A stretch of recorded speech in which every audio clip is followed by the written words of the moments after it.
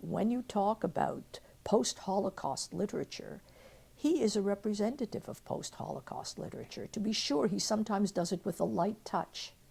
So he does it through demons. He does it through exaggeration, so that one is swept along by the storyteller in the story, and one responds to the complications of the plot and so forth. But this is a person who saw his world utterly destroyed and who really came to grips with the human forces that had destroyed that society.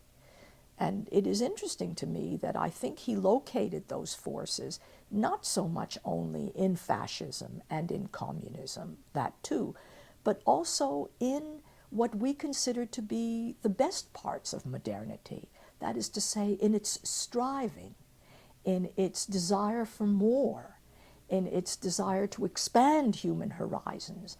I think that he felt that that was a very threatening process, and he did not see it ending well, because of course he did not see an end to modernity. He didn't see human beings suddenly saying to themselves, you know what, I'm going to wall myself in the way some of his characters did.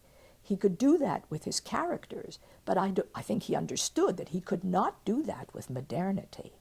So there is a bleakness ultimately to his writing, and I think that to me one of the most characteristic things about Bashevis Singer's writings is that there's a childlessness in his writings. There are no children at the end, and even in the one case, for example, in Shadows on the Hudson, where the woman improbably gives birth at the end of the book, the child is damaged.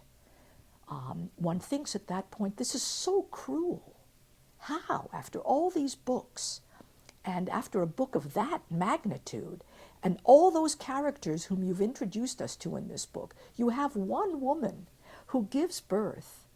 Why does the child have to be deformed?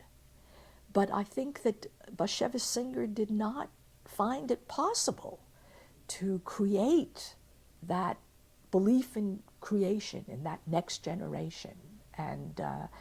And this is a signifier of how, of really how discouraged he was about where the world was headed.